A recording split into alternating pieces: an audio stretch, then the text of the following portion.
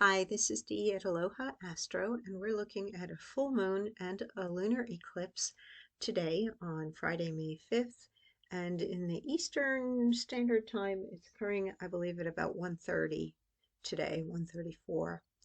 So let's see what the forecast for the full moon in Scorpio has to say. Full moon and lunar eclipse in Scorpio, Friday, May 5th, may alter your perception of reality and spirituality as the role your thoughts and feelings play in the creation of the life you are experiencing is revealed to you as the moon forms trine aspects to Mars in Cancer and Saturn in Pisces, a sesquisquare to Venus in Gemini, and in opposition to the North Node, Mercury retrograde, the Sun, and Uranus all in Taurus. Scorpio rules the 8th house of sex, death, taxes, metaphysics, the occult, business partnerships, investments, inheritances, areas of life where you merge or defend boundaries and share assets or values. Its ruling planet Pluto intensifies and empowers or challenges any other planet it interacts with. And today, transiting Pluto in future-minded and rebellious Aquarius forms a T-square with Mars in Cancer and Jupiter in Aries, as well as a quincunx to Venus and a sextile to Neptune in Pisces, while Venus is trine to Saturn and Mars is trine to Neptune. It is time to reclaim your power or reset boundaries as you work on manifesting the reality you desire. You may end a relationship with someone you no longer share the same values with, or who has a vested interest in curbing your growth or independence. Venus square to Neptune brings a bittersweet energy to letting go, but also a longing to reach a higher level in love or creativity, which you will attain if you work toward it and embrace change and transformation. Spend time today in nature, in meditation or sleep, where you can align with other realms of being. So let's take a look. And yeah, I know I have a typo in there, Mercury retrograde, even though I read through this several times to proofread it and even used a proofreading app. Still lost an S in there. Let's take a look at the sky and see how all of this looks. We've got a lot of geometry, strong dynamics, particularly in earth and water being very supportive of each other. And when we have that going on, especially with the two planets that have a lot to do with form and reality and action and the work of things, Mars in Cancer, nurturing Cancer, Saturn in idealistic and spiritual Pisces, but it is still a constructive planet. Saturn in particular is very well aspected. It's not receiving any real challenge. And Mars is involved in that T-square, which is goading it into action in terms of growth, Jupiter in self-aware Aries, and Pluto in Aquarius, transformation, empowerment, and anything that you might fear because of this Mars-Pluto opposition is probably going to come up, and you're going to have to face that fear if you're wanting to grow and have more or be more. Also, there may be a realization that a lot of the nurturing that you might be desiring or money that you're wanting, that you have to do your part as well, that it's not just going to come from outside of you, that you will also have to put in your own desires and energy and work to make it happen. So that T-square is quite activating and puts a lot of pressure upon you to take an action and follow through on what you know is best for you.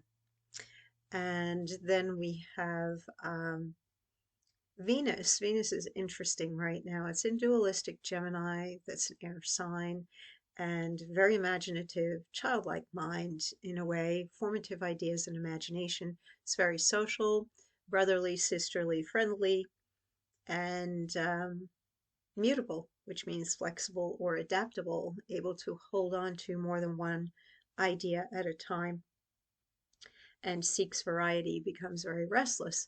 So we've got Venus, which is the planet of pleasure and comfort, familiarity, desire.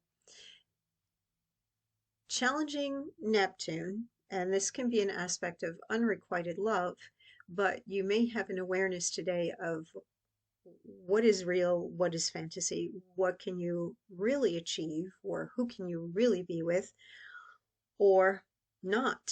And some of that or not and the all or nothing energy comes from the Taurus and Scorpio opposition, and the moon in Scorpio particularly conveys that energy of all or nothing, that there is no in between.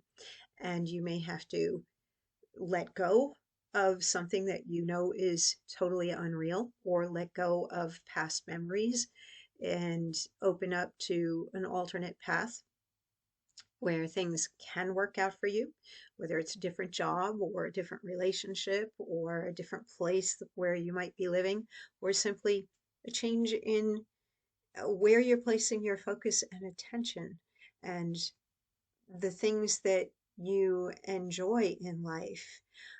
Saturn demands a certain amount of maturity from us, where we learn the lessons of life and then we mature.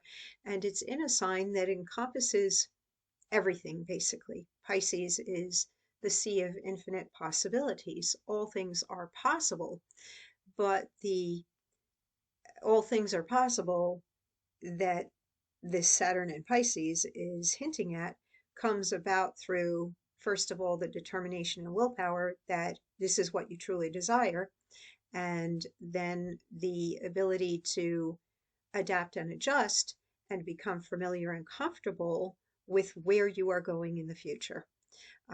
To perhaps let go of the old to welcome in the new, because we have Uranus, the planet of change, with the sun and with Mercury retrograde. Some people, Mercury retrograde often brings us back to something from the past or a person from the past, whether it's a past relationship, or we think of going back to a previous employer, or we have any old issue come back up around again. And what a retrograde enables us to do is choose differently or change ourselves and do it different this time, that hopefully the time between back then and now brought you the wisdom and the experience, and you are not quite the same person. We all have a birth chart, which is basically our map of life and who we are in terms of talents and attributes, challenges, lessons to be learned in life. But the planets keep moving. And as they keep moving year after year, month after month, week after week, even day after day, as the moon changes signs every 2.5 days, we always have a chance to look at things in a different way. And eventually we do work past the majority of the challenges in our chart, transcend them, and make the best use of our favorable aspects, which are our talents and natural ease and flow within the chart. And a lunation like this, along with an eclipse, brings you to that level of kind of being able to be both outside of yourself and go deeply within yourself, so that you can see yourself from both those perspectives, particularly while we have these two planets in mutable signs making a trine to each other. The ability to determine what it is that you want or who you want to be. And we do have Venus in sextile to Jupiter. Who are you declaring that you are? And very often, who we are, we're known by the company we keep, and our values, which are often reflected in how we spend money. And these are money signs, Scorpio and Taurus. Taurus rules the second house of personal finances, self-worth, self-esteem, and Scorpio rules the 8th house, where we merge those boundaries and share assets, and the values are bigger or the values are shared. So money may be an issue for some people, having enough, being enough. Some people may decide to branch off and do some independent work, particularly if it's something that they've dreamed of doing, they wanted to do before, but they either failed at it or they never fully launched. The revisit of Mercury retrograding in Taurus may be that now there's enough capital, or the time is right, or the experience and knowledge necessary to do that is in place, and it may be time to seriously consider doing your own thing. Pluto, it's going to be moving back into Capricorn in the middle of June, and then it re-emerges into Aquarius at the end of this year. So beginning of, I think it's like December 30th, beginning of January 2024, it's back into Aquarius, but we have it retrograding through some of the months ahead, so it's going to slide back into Capricorn. And now would be probably a window where, if you are very determined to raise something up to another level or do something quite independent or different than you have ever done before, it may be hard and it may be a little bit scary, but it may be highly profitable. And in the long run, you may be more content and satisfied with the outcome that you did, and you achieved a level of success, even if you have to persist and endure until you gain greater success over the next 2 years as we follow Pluto's back and forth in Capricorn until it's done with Capricorn at the beginning of 2025. So it's a path that you may be choosing now. Whether you're going to stick with it and become highly successful or not really depends upon the energy that you invest and the time and how much passion you have for it. But if you don't, you probably would have a lot of the would've, could've, should've feelings as you look back and think about this time frame when there was so much strong manifesting power. When I look at the overall pattern here, it's like an almost kite, an almost grand trine. It's almost like somebody holding a shield up in front of them is the energy that I feel. That moving forward, there's the personal determination, but there's a lot of spiritual input if you're following your dreams. These two planets, Venus and Mars, are personal planets, and Neptune and Saturn, not so much. They're further out there and they move more slowly. They affect larger groups of people within generations, but these are more anchoring or serious. They're in Pisces. And here it's formative and growing energy. And up here, it's saying if you decide to pursue something you desire, your needs will be met. Like, do the work, you'll be taken care of. And this opposition between the moon and the sun, change, of course, anytime we have a lunation or an eclipse, there's always the opportunity for seeing things in a new light, particularly with an eclipse that can reveal things that were hidden. And Scorpio very often is about things that are hidden. There may be some surprises. Things may not appear to be working out exactly as you had planned or as you would like them to be. But as long as you keep moving forward and keep your bigger goals in mind, the planets look more supportive than challenging overall. And the challenges that are in there are really to push you toward growth and greater power, and maybe even asserting some of your own independence. So it's mainly all good from what I can see. Just a little poignancy there with Venus square Neptune. And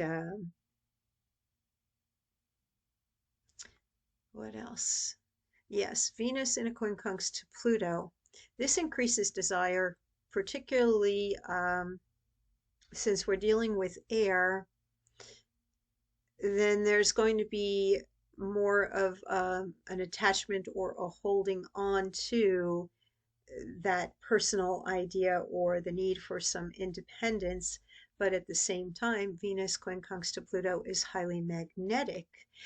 It could be that if you're excited by your own vision or plan, especially as we have Venus sextile to Jupiter in Aries and trine to Saturn in Pisces, you may cast a bit of a magnetic spell upon a larger group or audience.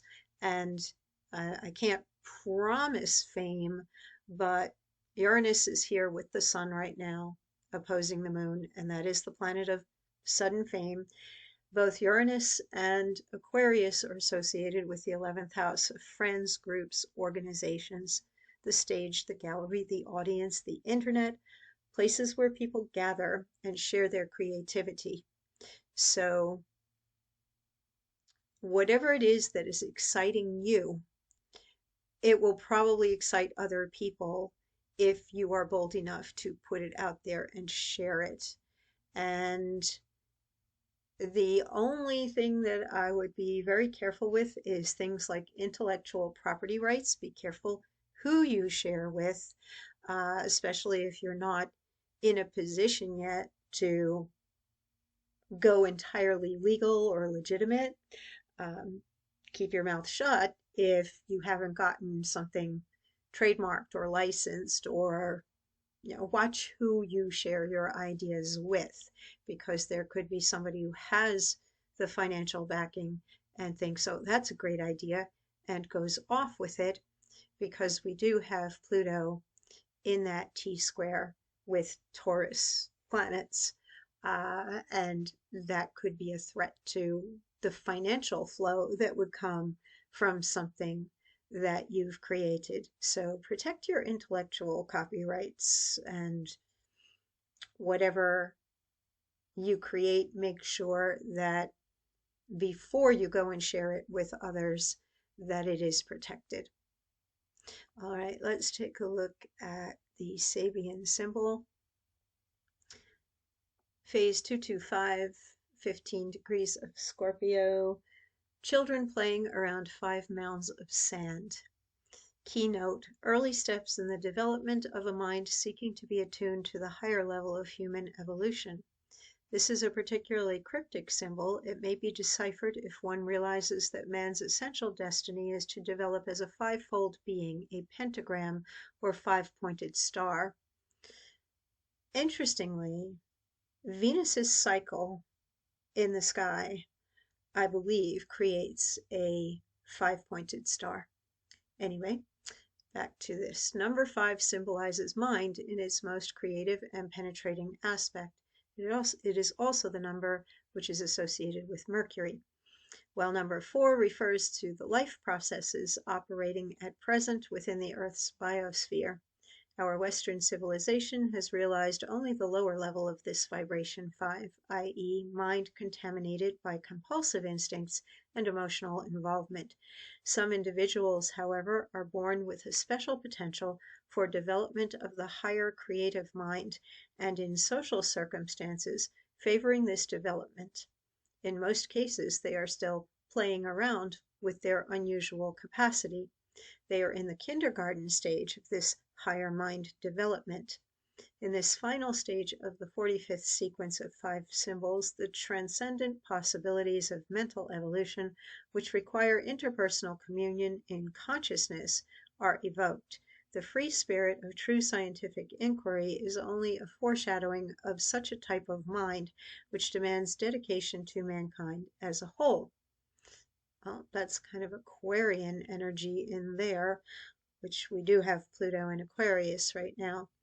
What is seen here is future-oriented growth. Of course, we are always aiming for growth in the future, but particularly this year ahead, as Jupiter is going to enter Taurus and eventually join Uranus, we will want to be making things better for humanity as a whole, population as a whole. And sometimes things look worse before they get better. Sometimes people have to be brought to extremes to be able to see clearly, and that is one thing that a Taurus-Scorpio opposition can definitely bring to light.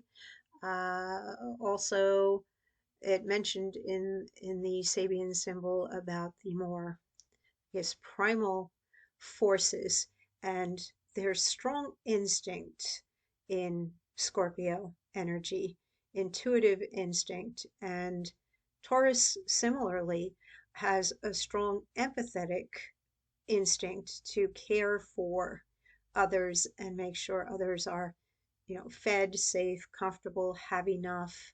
Um, so the energy of protection and the instinct to have enough or be enough, not just for the self, but for the others as well, would be highlighted at this full moon and eclipse. And if there are imbalances in that area, and the most logical would be financial, then that may be something that you would be standing in some of your own power to express and say, hey, I need a raise. Or, hey, I better figure out a way to make more money by myself. Or cut back on something in order to have more money. So the money part may definitely be strong for a lot of people right now at this full moon. And yet we have strong manifesting energy with these trines in water happening. And I definitely think that whatever you put your mind to, you can have a breakthrough or overcome something and manifest. Anyway, that's it. And take care, stay safe. People very often do drive kind of weird when the moon is in Scorpio, so do be careful on the road. And I will talk with you in 2 weeks when we look at a new moon coming up.